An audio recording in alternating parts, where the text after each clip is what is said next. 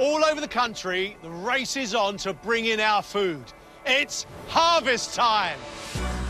Gathering in the bounty of the land is the most crucial event in the countryside calendar. And now, as this year's harvest reaches its climax, it's time to see exactly what's happening with all our crops. Seeds of life to sustain us, fresh vegetables pulled from the earth, fruit that's our sweet treat, all conjured up from Mother Nature. We'll be discovering the remarkable craft and magic of farming and finding out just where our food comes from. No matter how clever farming becomes, our crops are still at the mercy of the weather. Harvest 2012 was a disaster. After record summer rainfall, crops failed and prices spiralled. Can 2013 put our farmers back on track to deliver the food we all rely on? As the harvest comes in, we will reveal the results. This time, we're looking at our cereals, the seeds of life. This is wheat, and it feeds the world. But have our farmers grown enough for us? Welcome to Harvest 2013.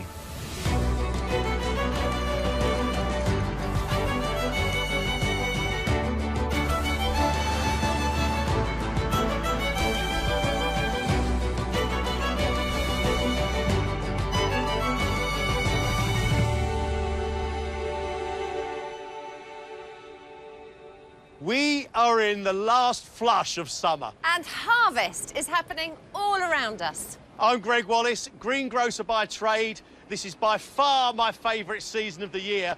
No better time to explore the business behind getting great food on our plates. And I'm Philippa Forrester. I'm particularly interested in the quality of the food that we buy. But also because I've grown my own for so many years, I'm fascinated by how these guys do it on such a massive scale. We're here at a classic arable farm in Essex. For a year, we've been following the wheat crop from planting right through to harvest. And right now, we're going to see what it takes to bring in these crucial grains to give us our daily bread. We'll also find out about other valuable cereal crops across the country. Rapeseed is famous for its striking yellow flowers. But what are the secrets of its tiny dark seeds?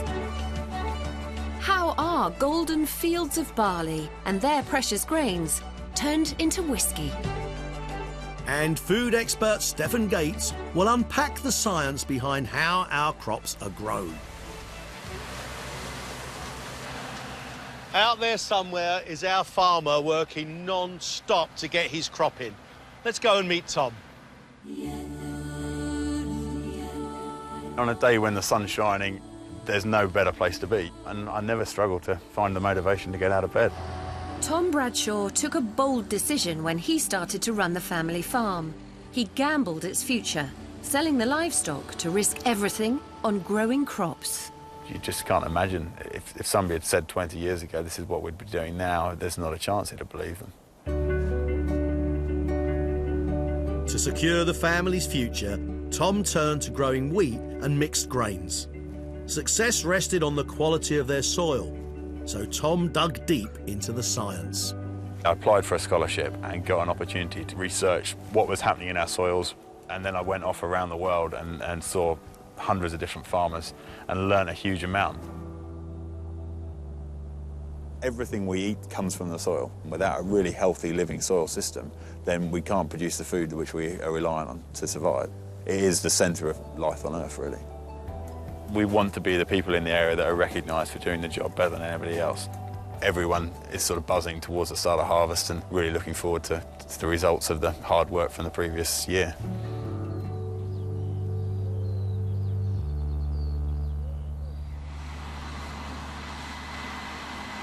Well, Tom, we appreciate this is absolutely your most busy time, the wheat harvest. So thank you very much for having us here cluttering up your farm. How's it going? Well, we're in the beginning of the harvest here on this farm. and we're waiting to see what the quality and what the quantity is like. So it's really early days because we can look at the grain and it looks okay, but until we have it tested, we don't know what it's going to be used for. And if it doesn't meet the grade, if it's not high enough protein, then actually what ends up is this goes to chickens or pigs, and it's worth a lot less as animal feed than it is as bread wheat. We didn't have a very good spring, did we? We had a really cold spring. Did that affect? We had a disastrous last year. We had the wettest year on record, and it was just awful. But more importantly than that, we didn't have any sunshine. And crops just cannot grow without sunshine. But it means that this harvest is actually really important. This harvest is critical for many farmers because large parts of the country had a terrible year last year, and then we've had a really challenging autumn. Some farmers are desperately trying to keep the wolf from the door, and what we need to know now is A, what the yields are, B, what the quality is, and C, what the price is. Are we going to have wheat good enough here to bake some really good bread? Let's hope so. Fingers crossed for some blue skies. So this harvest is all about wheat. But how did wheat become so fundamental to our diet? Meet the wheat. Some 10,000 years ago, wild strains of this grass cultivated in the Middle East gave birth to farming. Hidden in the wheat head are the tiny grains we eat. They contain a rich core of protein and carbohydrate, the energy store to grow a new plant. Now, it's the staple food for over a third of the human race. Wheat covers more of the Earth's surface than any other crop. Surprisingly, Britain has an excellent climate for growing wheat. The south of England was once a breadbasket for the Roman Empire. In 1981, Britain set the world record for wheat yield from a single field. Will Harvest 2013 break the current record, now held by New Zealand? I love that, the story of wheat and the story of Western civilization so closely entwined. And my new friends at Rothamsted Research, look what they've given us. 10,000 years of wheat history. And that wheat history, well, that's our history. And the one that fascinates me the most is this one here. At the point where we stopped being hunter-gatherers and we started being farmers, this is what we would have grown. And when we started to grow our own foods like this, Western civilization, it just blossomed. Wild wheat plants still grow in the Middle East. Using their seeds and cultivated wheat preserved for hundreds of years, scientists at Rothamsted have grown this amazing timeline. Over thousands of years, our ancestors selected bigger wheat plants with more and fatter grains. But by the 1950s, we had reached the limit. The wheat heads were so heavy, they were easily flattened by wind and rain. Farmers now needed plants with shorter, stronger stems. Modern wheat, little short stems and nice, big, fat, juicy heads. But that plant there bears very little resemblance to the one we started off with 10,000 years ago. I like to think of the Romans growing wheat here in Essex as they did 2,000 years ago. And the problems that they faced back then are very similar to the problems that our Tom faces now. Now, he should have been planting out last autumn, but the weather back then was terrible. Let's see how he got on. The wettest summer for a century had left wheat fields looking like swimming pools. By early October, Tom still hadn't sown any of his wheat crop. But a rare break in the weather gave him the opportunity he'd been desperately waiting for. So we start off with a little wheat seed here, this sort of reddy colour, because they've all had fungicide applied to them. So this tries to keep the plant in a healthy condition right the way from day one. On the back of the tractor here, we've got our seed drill. We've got the main hopper here, which holds about a ton of seed. So we drop the seed into the top of the hopper. The seed is then blown down these pipes here. And as it comes down these pipes, the tine at the front here makes a groove, and the seed is then dropped out in the trench behind the tine, and then behind that we've got a levelling harrow which just levels everything off and makes sure that the seed is all buried. This is one of the most important days in the crop's life. If this goes wrong at this stage, then really there's nothing we can do for the rest of the season. Making the most of the decent weather, and with the success of his 2013 harvest at stake, Tom started his seeds on the beginning of their remarkable journey.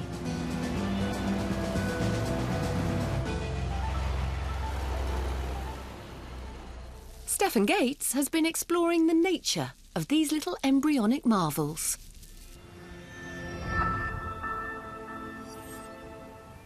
Seeds are nature's way of ensuring that plants survive into the next generation. But what exactly is a seed? Seeds come in lots of different shapes and sizes, but within every single one of them, new life has already been created. This is a broad bean pod. If I open it up, you find these. Now, these beans are all actually little seeds. If I cut open the protective coating and take a little look inside. This little bit up here is the embryo. It contains all of the genetic information the seed needs to become an adult plant. All the rest of the bean is the endosperm. It's like a package of energy to support it on the first stage of its journey.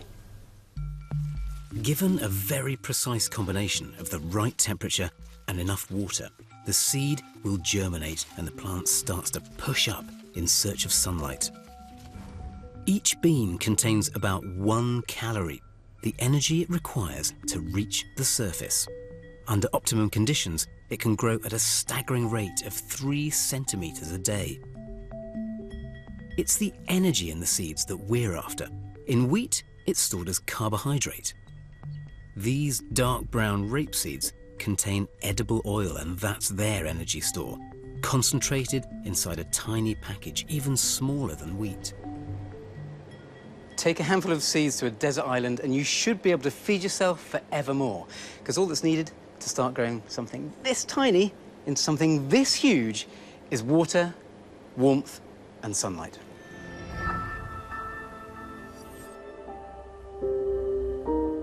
By the end of November last year, the seeds Tom had sown 5 weeks ago were just beginning to emerge. But with the awful weather, he still hadn't managed to plant enough wheat for his harvest. By the big freeze in January, he was seriously worried. We've had tons of rain falling on this field. People think about millimetres and inches, but every raindrop that's fallen on this field over the size we've got here is tons of rain. As they fall on the ground, every raindrop gradually pounds it down, and we end up with the soil being compacted. These fields are saturated, they're really wet. The only reason we're able to plough at the moment, it's been really cold, -8, -9 last night, and it means that the frost in the surface can take the weight of the machinery. Without that, we wouldn't be able to move, and as soon as the frost lifts, we're not going to be able to do anything. So thankfully, while the frost is here, we're able to get some work done. Ploughing might seem like good news, but not for Tom. Usually, he injects his seeds directly into the soil, without the need to plough at all. He treats his soil as a living ecosystem, full of worms and helpful bacteria, but he had to plough them up. It was the only way to get air back into the compacted, sodden soil and give him a chance to get the rest of his wheat seeds planted. We haven't ploughed in this field for 8 years, and it was a really tough decision. It's something that goes against our morals and against the way we're trying to head. We've been working with nature, trying to build up the organic matters, encouraging the earthworms and trying to get everything working for us. And suddenly you come in here now and undo a lot of good work very quickly. But it's just what we had to do to try and salvage something.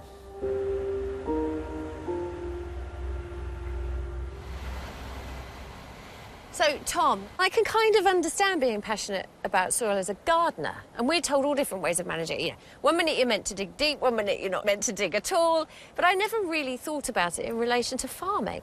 I mean, the soil for us is fundamental to everything we produce. It is absolutely at the core of what we're doing. And unless we look after it and treat it as a special habitat that it is, we can't expect to produce the best crops. I mean, it's an organic thing, isn't it? This is alive. It's full of bugs. There's billions of bacteria in here. And we need to let them thrive and make sure they've got the correct nutrition, just like you and I need to eat. The soil needs feeding as well. And if we look after this, and everything above it looks after itself, then it saves us having to put a lot of the artificial fertilisers on. So how do you manage your soil that's different from the way that most farmers might be doing that? We treat every area of this field separately. So we have it all zoned. So if we go onto the map here, you can see that on the map, There's all these different colours around the field, and that's because every area that's a different colour needs managing differently because it's got specific things that need managing separately to the other areas. So some areas I can see are rich in certain minerals, some areas are more acid than alkali, and you're managing each field, each area of each field for that. Exactly. As we drive across the field, every area is given specific applications to bring that area up to the rest of the field. So you really do take it to an extreme. We have to, because that's how we unlock the potential in these fields. Yeah. Tom's wheat fields are golden now, but to get here, it's been a constant battle with the elements. He'd ploughed his fields in January to plant the remaining wheat, but by April, things still weren't looking good. So we're wondering what's happening in this field, which has been planted for 5 weeks. And I think it's all down to the soil temperature. We'd normally expect there to be 2 to 3 inches of growth by now. Here we can see that it's below 2 degrees, which is about 7 degrees lower than we'd normally expect it at this time of year, and explains why things have been very, very slow to grow. If you plant it into cold soils, it means that things are going to be very slow to germinate and very slow to take off. Once we start digging, you can just begin to see the shoots which have come up from the seeds and are just about to break the surface. Now when it does warm up, hopefully it'll grow very quickly, and within a few weeks it should be a lovely lush green field. After an exceptionally chilly start to the spring, green shoots of hope finally started to appear. But they were much later than usual. And now the next threat emerged. The shoots now are vulnerable to pest attack. I mean, rabbits, hares, geese, they can all come in and graze the crop off. But because now soil's warmed up, things are beginning to grow really quickly, and actually they'll rapidly grow away from any threat. Probably the biggest threat to this crop is conditions turning dry. Because there's no root structure, then it's really susceptible to having a problem with dry conditions in May and June. So Tom was pinning his hopes on a wet spell during the summer. Right now, Tom's harvest is in full swing, and it won't be long before he finally learns how his crop has done. But there's no time to take stock.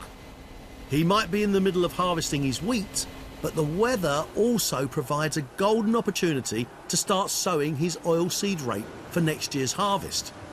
While the sun shines and his fields are dry, he can plant it straight into the wheat stubble without the need to plough. These little beauties here, these are rape seeds, aren't they? That's what the rape crop grows up from. So the yellow flowers in the spring all come from that. Are they supposed to be bright purple? No, when we harvest them, they're black, but that's just a treatment to stop the insects and stuff eating the crop, so we don't have to spray anything on it. Forgive me, Tom, but you haven't even finished harvesting the wheat yet, and you're thinking about another harvest for next year. I mean, it's all about logistics, and the more we can get on at this time of year, the better the prospects are for next year. Is that right? And that is your dad working on there, isn't it? It is, yeah. Did you flip a coin to who was going to drive the tractor and who was going to talk to me? He prefers to be on the tractor and out of the limelight. Well, you probably don't recognise the seeds, but you definitely would recognise the crop. It's what turns our fields that bright, beautiful yellow. In spring, our countryside is transformed by a sunburst of yellow. Oilseed rape in bloom. British production of this relative of the cabbage has doubled in the past 10 years, and it's all because of a rich secret at the heart of its flowers.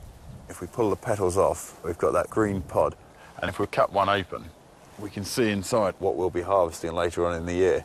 Once we come to harvest the white seeds, they'll be black. The pods will be 2.5 inches long, and there'll probably be 40 or 50 seeds inside each of the pods. And it's these precious black seeds we're after.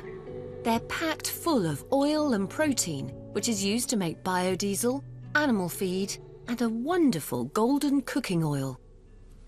You're planting rapeseed right now, which is a product that I really, really like. How did it perform for you this year? It was a pretty challenging year for us with the rapeseed. We've only ended up actually harvesting about a third of what we drilled this last year, just because of the challenges we've faced with a really wet autumn, a cold winter and spring, and so a lot of the rapeseed actually failed. What we've harvested's been okay, but we pulled a lot up and drilled it with oats and different crops. So what you got up was all right, but how much did you say you lost? About 2/3 of the crop. You're kidding me? No. I mean, I know it's early days now, you've only just planted it out, but when will it germinate? We look for that in about a fortnight's time. At this time of year, soils are really warm, there's lots of moisture there. It's great conditions now to be planting rapeseed in. So you are feeling a bit more positive? Oh, this is perfect conditions at the moment, yeah, we're really pleased. And rapeseed is a tricky plant. I mean, as soon as it's ready, it's got to be harvested, and you've already done yours here in Essex. So we went up to Scotland, where they harvest theirs a week or so later.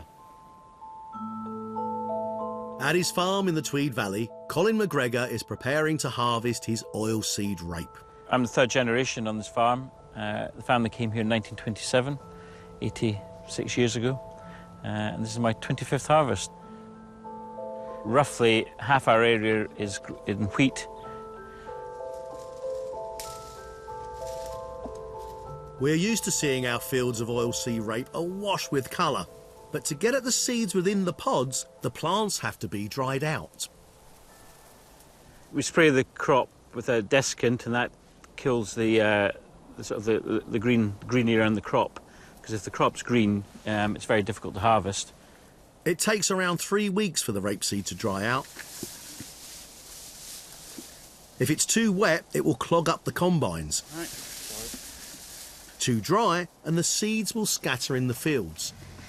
So Colin needs to test the moisture content. When it's dry enough, the reading should be close to 10%. Reading the same as the average. We've got a reading of 12.7%, so another couple of hours. Get a breeze, bit of sunshine up, and the combines will be ready, and we'll give it a go.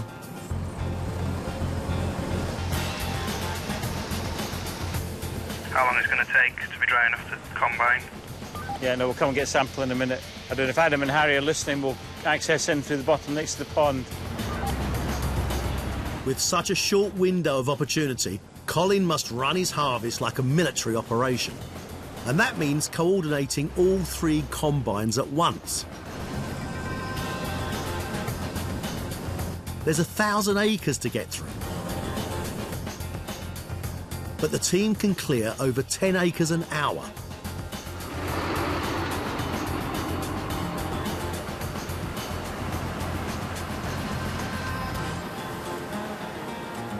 I love the pressure of being busy, and when it all stops in a few weeks' time, then I'm sort of wondering what to do.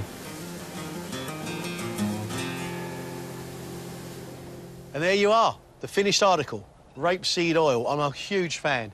So from this lovely black stuff to that. And I'll tell you why I'm a massive fan. It's because it's a local product and it's actually healthier than olive oil. Is it really? It's got much less saturated fat, and it fries at a really high temperature.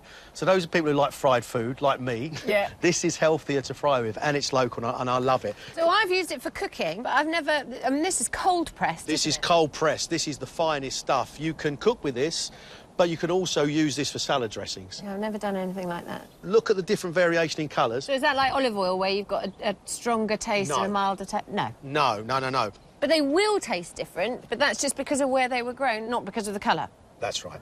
OK. That's absolutely right. So, Yeah, look, I've never tasted it like this before. you've always Never used it for thought- cooking. Yeah. Do you want to start with the light one? Yeah. Tell me what you taste. Light. I do taste light. It's very light. Very light. But it Not much doesn't- flavour. Doesn't feel oily. Maybe a little floral. Yeah? Look at this one, look. Try this one. Because the darkness doesn't make it stronger. It makes It's it a different. different... Yeah. That's really nice. Yeah. I get nuts there. That's completely different again. And a little bit of citrus. And we know that this is a really important crop for farmers like Tom. Yeah.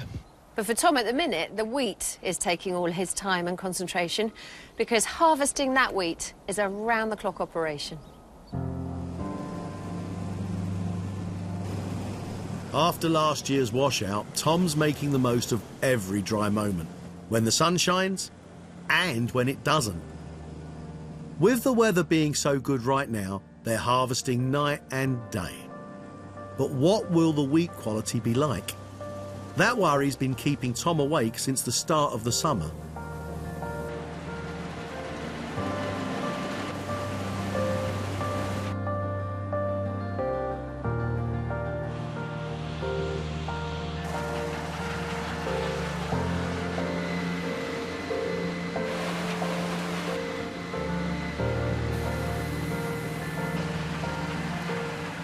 This year's run of good weather is making harvesting easier for Tom, but the quality of what he's bringing in was shaped several months ago.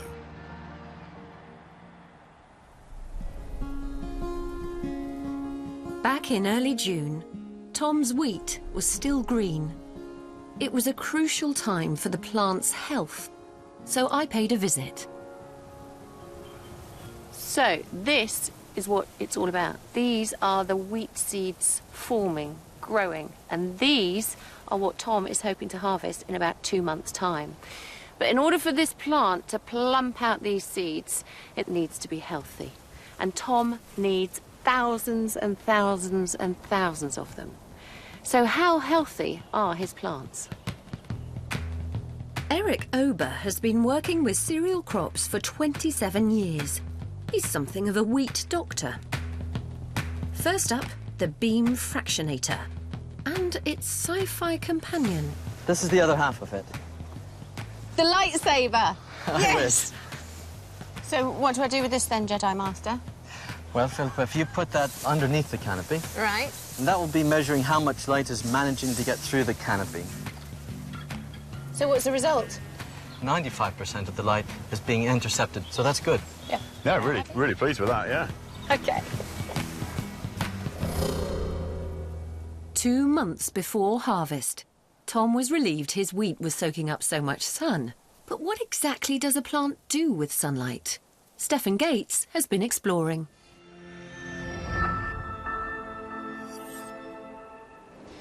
In order to grow, all plants have to pull off the same incredible trick.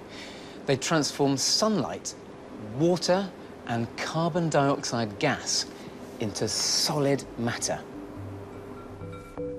This amazing process, known as photosynthesis, is powered by the energy in sunlight.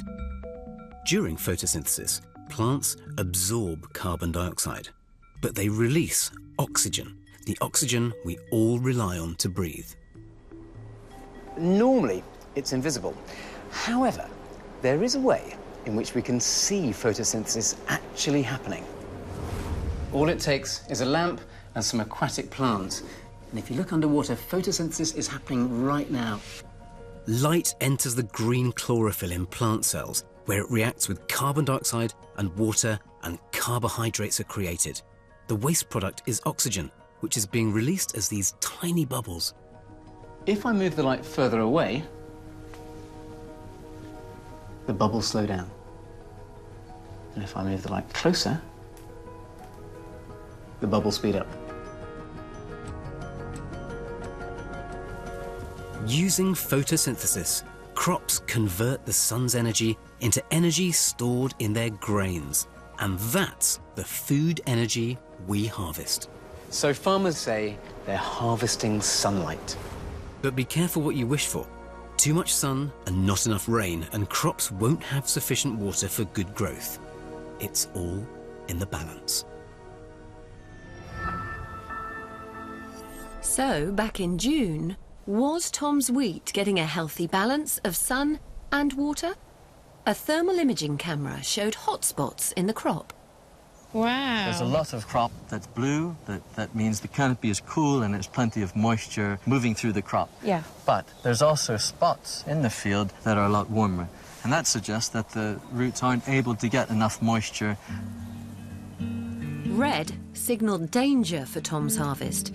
His wheat could be too dry for the grains to fill out. The plants needed water. If the dry summer continued, they'd be at the mercy of how much moisture was left in the soil.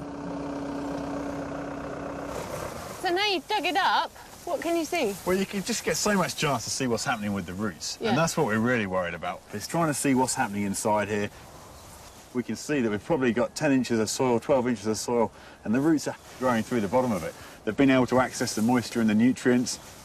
But it was still 2 months to harvest, and a crucial time when the wheat grains had to fill out.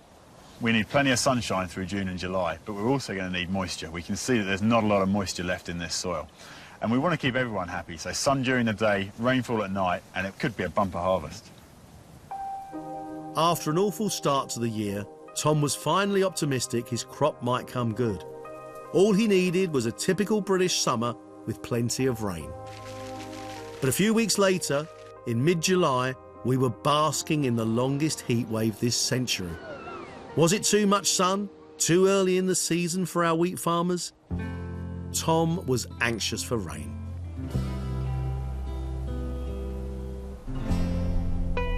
Yesterday we went over 30 degrees, hottest day of the year. We've had plenty of sunshine, but we haven't had enough moisture, and the crops in the field are now really beginning to struggle. It's just too hot for the plant. The plant on the left was taken from some really good soil that can store moisture. This one on the right was taken from the gravel soils, where it's not able to store the same amount of moisture.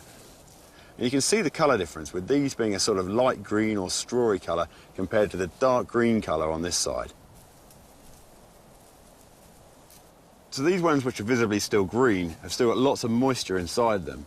And as we squeeze them, you should be able to see that there's still lots of moisture, and they're sort of only at a milky ripe stage. This is from the area of the field which is dying down, where the lack of moisture and the extreme heat from the sun is causing it to die early. And you can just see as we squeeze it, generally there's a lot less moisture. We refer to this one as dying off because it's prematurely ripening, whereas this one is still thriving and still able to photosynthesize through the green leaves. So we're seeing the yields curtailed by this real heat and dry weather, and it's all down to not having enough rainfall. So it's going to be having a major, major impact nationwide.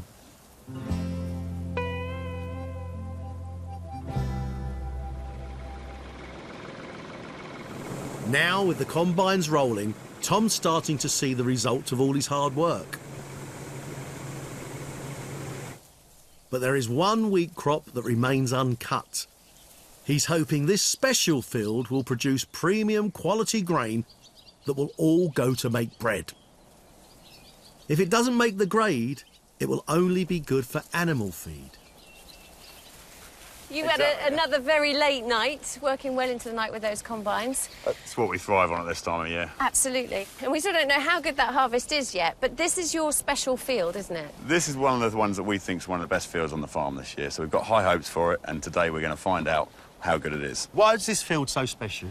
This is the one that we've been treating specially all year. It's looked a great field of wheat, and we're really hopeful it's going to be one of the highest yielding bits of wheat. So we're now going to find out, does it make milling quality, what's the yield, and just how successful it's been. Is this your bread field? Exactly that. So we're hoping to be making some bread out of this later on. Fantastic. And it's important to you that this really does make the grade? It's worth a 12–15% premium, so quality is imperative. But how do you know when it's ready to harvest? First thing we have to do, we have to make sure the moisture content's where we need it for harvesting. So we need it to be below 15%. And what we've got here is we just need to rub some grains out so that we can mill them down. And then just put it into the moisture meter, which is just like a coffee grinder. So then when we press the magic button, we're now at 15%. With the sunshine, this will be fit to go. It's only now, after nearly a year of worry, that Tom will finally discover the quality of his crop. What impact has the heat wave had on his special field?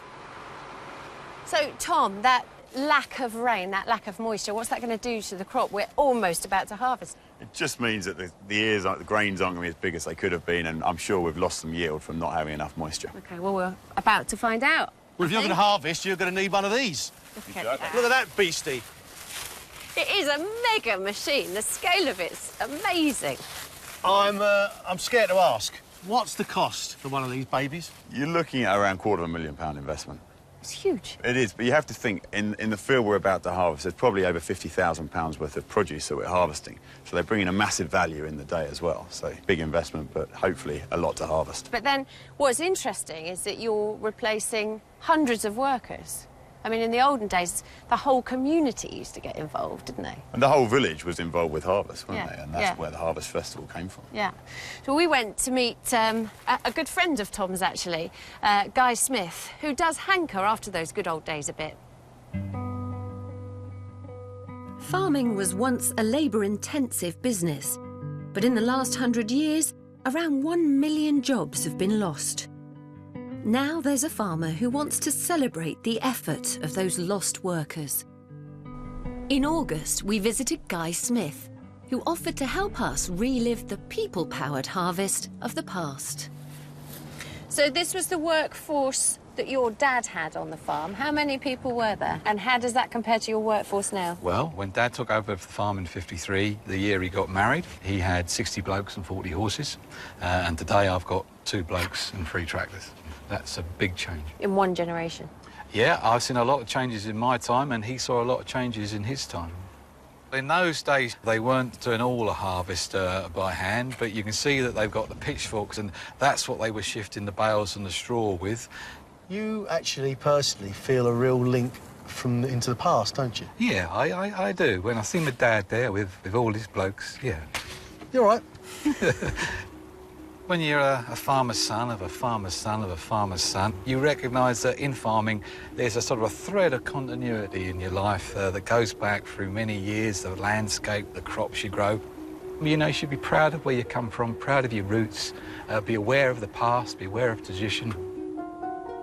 To celebrate this long farming tradition, Guy wants to experience the harvest of yesteryear. He's put together an old-style reaping gang. Champion scyther Simon de Mant knows how it was done. Use the point to gather up so you get a bigger handful. Like that? No, like this. Use the hook to push it in. Yeah, I'm with you. And guide it into there. Yeah. And then, so you've got a real good handful. A reaper could do 1/4 acre in a day. A day would be 10 hours. While they begin their toil, on the other side of the field, I'm keen to see how these teams were made redundant by the combines.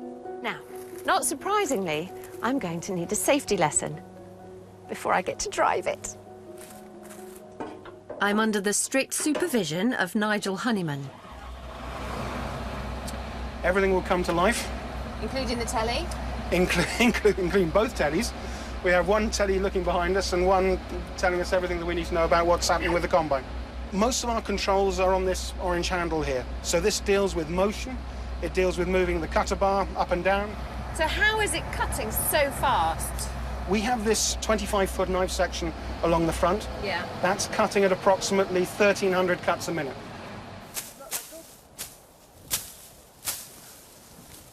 The hardest bit about this is having to stay bent double. Apart from that... Not hard work, he says, and he's been doing it for, what, 15 seconds? Before the invention of the combine, this is how wheat was harvested for thousands of years. About the time you started sweating, mate, because we've got a fair bit to do before night time. I'll race you. First one up to the tree. So what's the average speed of a good farmer? Well, we've done 1/4 of a football field already. We've already done 1/4 of a football field? 1/4 of a football field. While Gregg and Guy are getting blisters hand reaping, I haven't even got my hands on the wheel. We're being steered from space. GPS satellites know exactly where we are.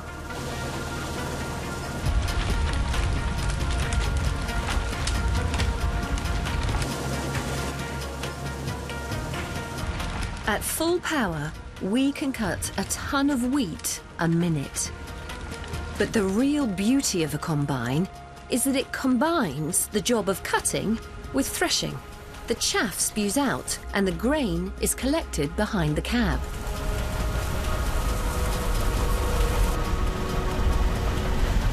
When do I need to slow down then? You've got to double tap the R button as soon as the last bit of the standing wheat is done.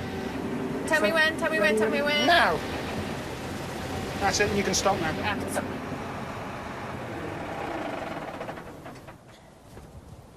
Oh, yes, look at that. And even better, look at this. This is what we've just harvested in a couple of minutes. You'd have to really go some to do that by hand. For the lads, it's painfully slow progress. But they do have some stalks for threshing. Time to bring in reinforcements.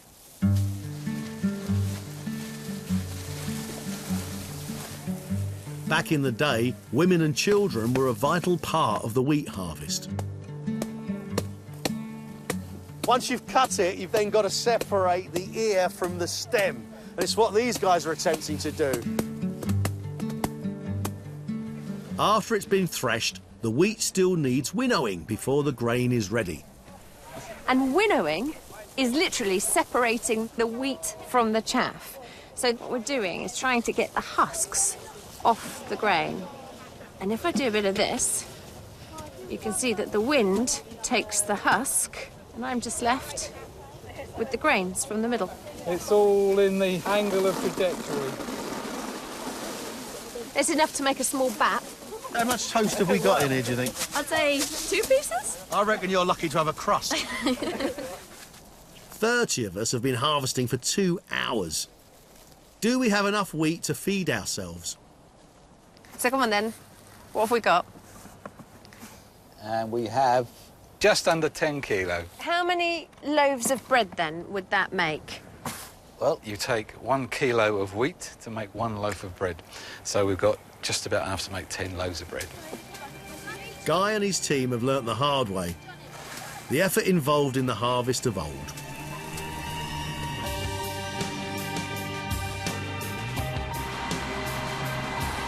Back on Tom's farm, I'm with combine operator Ollie, bringing in the wheat that we hope will make the grade for bread flour. Greg's in the tractor, ready to collect our first load of grain. And now if you let go of the steering wheel. Yeah? And, What now? Let go of the steering wheel now. Can't trust it yet. And double click that back button. That's it, that's going in now. That's steering itself. Then press your RES button and that will lower your header down. I still can't get used to no steering. At the end of the day, when you don't have to steer, you can really get the performance out of the machine.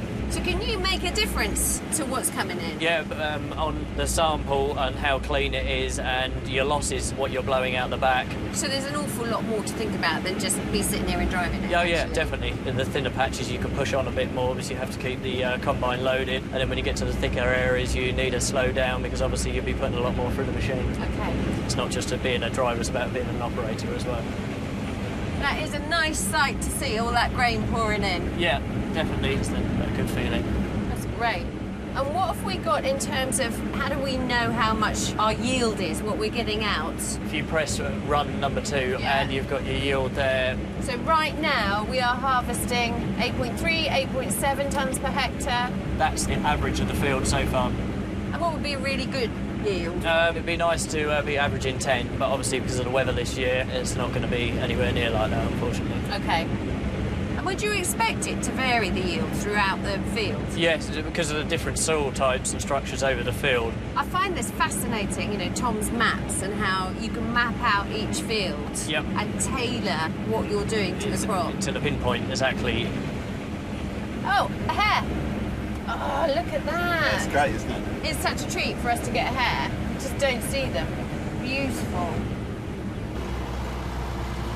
Well, it's bumpier than I thought it was going to be. Yeah, we're going right across the rough stuff at the moment. Oh, crikey. Oh, It's because it was so wet last year.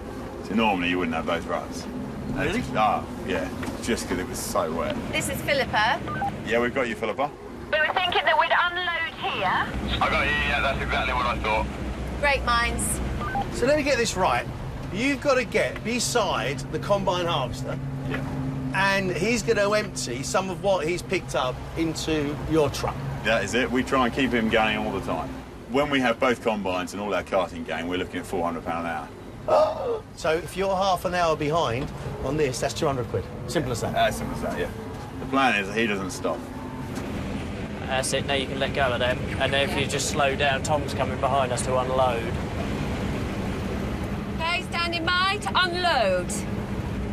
Say when? Yeah, as soon as he's underneath there. So he's in position. Yeah, just press that So button. press unload. Yeah, just and tap. out it will spew.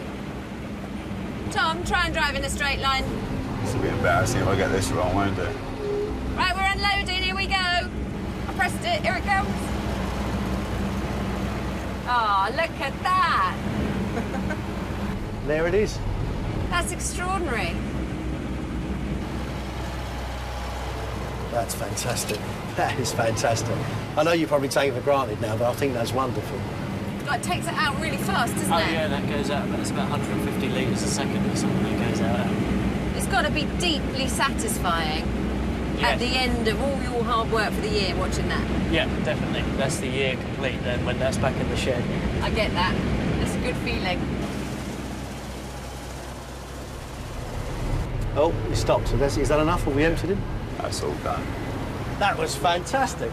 That was fantastic. Will one tractor, going backwards and forwards, keep that whole harvester going? You need two? What we have is 2 harvesters and 3 tractors and trailers, and sometimes we need a 4th tractor and trailer. So when the machines are working together, logistics are much easier. When they're working apart, it's really difficult. Let's get this lot back to the grain store.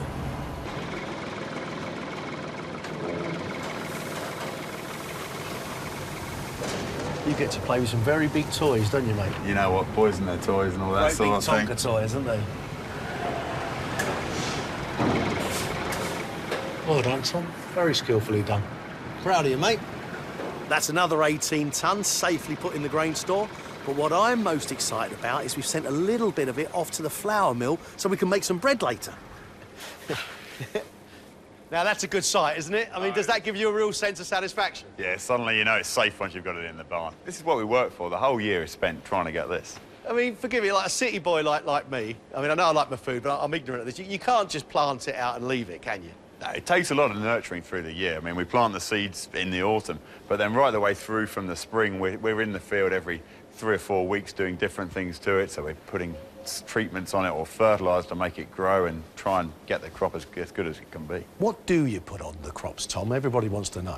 We're putting on just basic plant food, nitrogen, phosphate and potassium, just simple minerals that they need to grow, but then also sprays to make sure they don't get any diseases. It's just simple things to keep them healthy. People are scared, though, of sprays and stuff, aren't they? It's a very emotive subject, but we can't feed the world organically.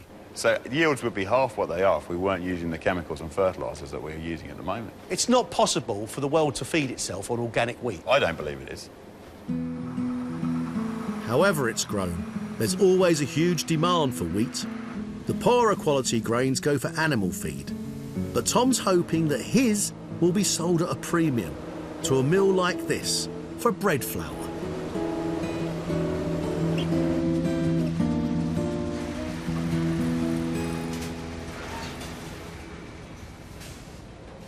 Right now, grain analyst Joe Cavane is here to test Tom's wheat and see if his special field has made the grade. Do you have to do this with every batch? Every lorry load that goes into a mill, every lorry load that goes onto a ship. And what do you have to do with it to test it? First, I turn it into flour, and then we'll test its thickness of the actual dough.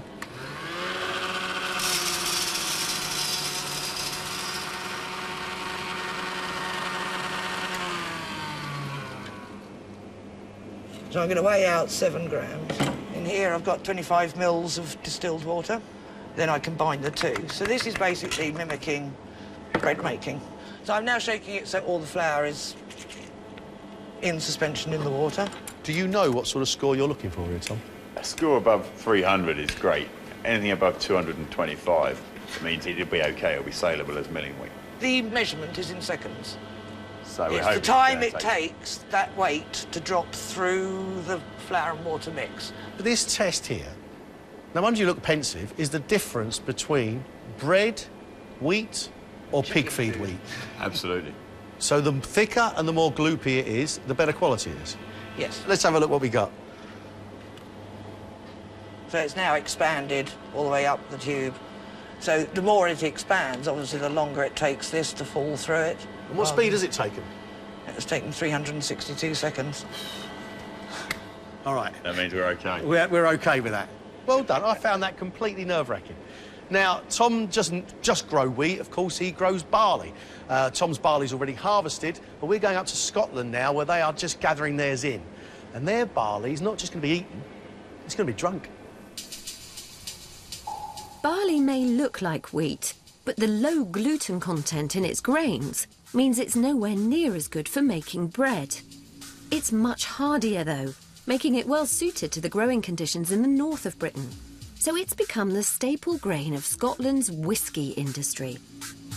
The distillery at Rose Isle near Inverness gets through 40,000 tonnes every year. At harvest time, 40 of these whopping great trucks arrive here every day. Each one of them fully laden with barley from local farms. But whisky distillers are very particular about the barley they'll use. Only the very finest grains get through. All the barley on these trucks has already been quality tested. This is whisky-grade barley. But how on earth do you make a drink out of grains.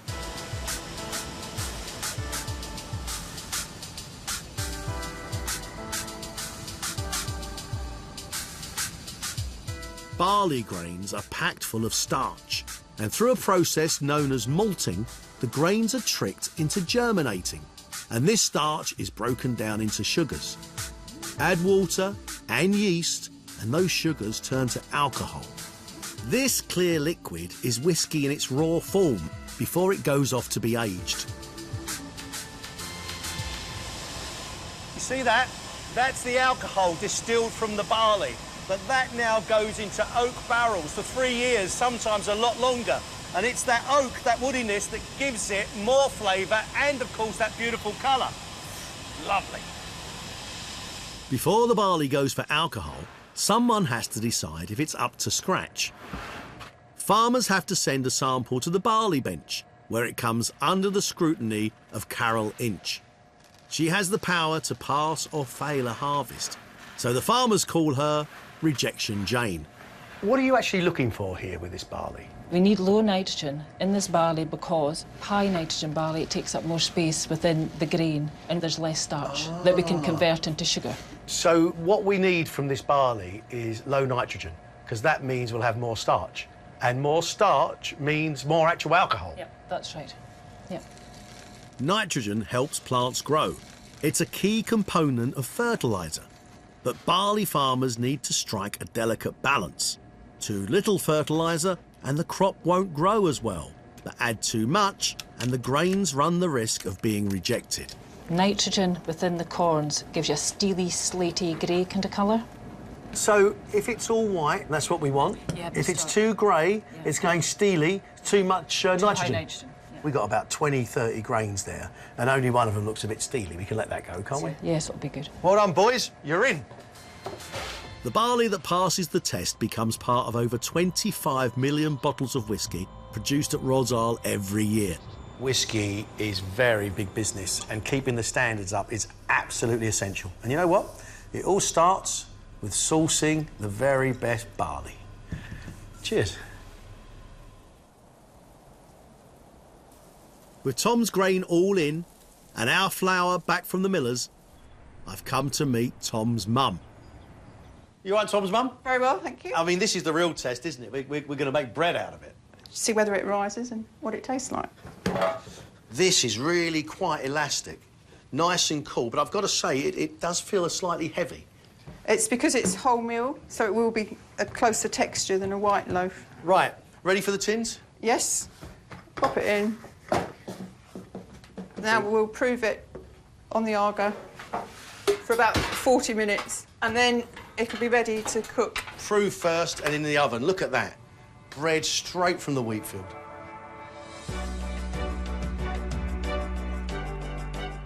It's been a very frustrating year for Tom, but despite the dismal autumn, endless winter and summer heatwave, most of the seeds he struggled to plant have made it to harvest.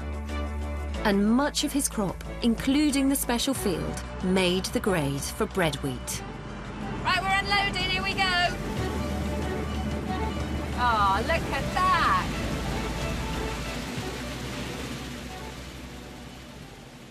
Hey. Hey, This is nice, isn't it? It's nice to sit down, eh? It is, yeah, end of a long day. And it might be a mechanised harvest, but what's been incredible for us is to watch how hard you work. It's incredible. But how have you done, mate? I mean, you know pretty much what your costs are. What about your return? Do you know what price you're going to get? I mean, some of our crops are already sold, so those ones we've got a really good idea. We know the yield as soon as the combine's gone through. So we've got a good idea where we're at, and unfortunately, it's been a really challenging year. Considering that, the things could be worse. But, you know, we had a really wet autumn followed by a really cold spell in March and then the really hot weather in June. So the culmination of that means it's not been an exceptional year, and we're pretty pleased to be getting something just below average. Head above water? Yeah, just about. That's a good place to be, yeah. You know, of course, it's not just our Tom here who's been battling against all sorts of conditions to bring in the harvest this year. Farmers all over the country have been doing exactly the same thing. So how have they got on? One of the big national issues for Harvest 2013 was planting. Compared to the average amount, farmers didn't get enough wheat seed in the ground. Sadly, wheat planting fell short by 20%. It was the same for rapeseed. The struggle to plant in the cold, wet autumn of 2012 got farmers off to a terrible start. What does that mean for wheat totals? The average is 15 million tonnes a year. In 2012, we grew only 13.3 million tonnes of wheat. But harvest 2013 is predicted to be even worse. 1 million tonnes less than last year's dismal result. We had better weather, but our farmers couldn't catch up from a poor beginning. But there's a glimmer of hope. More of our wheat this year should be good enough for flour.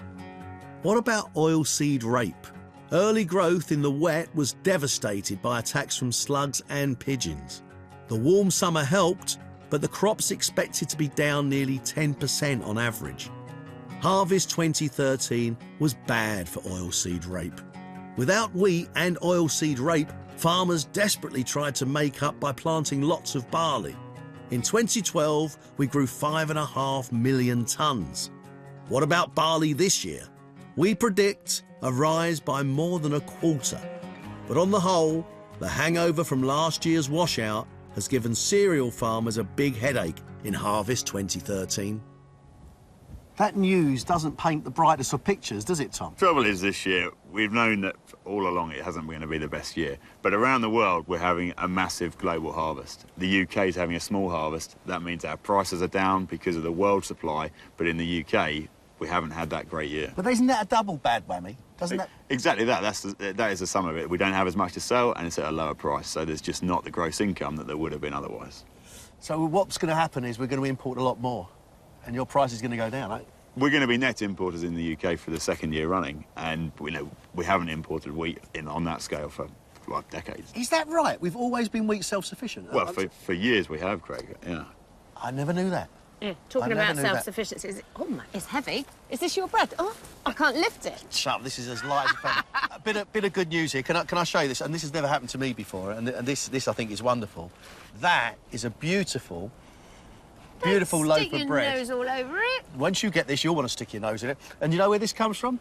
This comes from this land we're sitting on. And that's the first time I've ever had a chance to eat bread. Is that right? I'm saying what, that's really brought that home to me. I think that is absolutely fantastic. The turnaround is really fast, and actually, it does smell. Cut it. A bit of bread and cheese, Tom. I think you've earned it. Bread, cheese, and beer.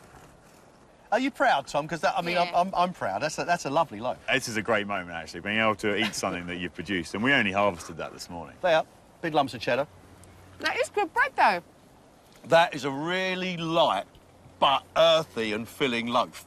I feel as one with this field now. You know that.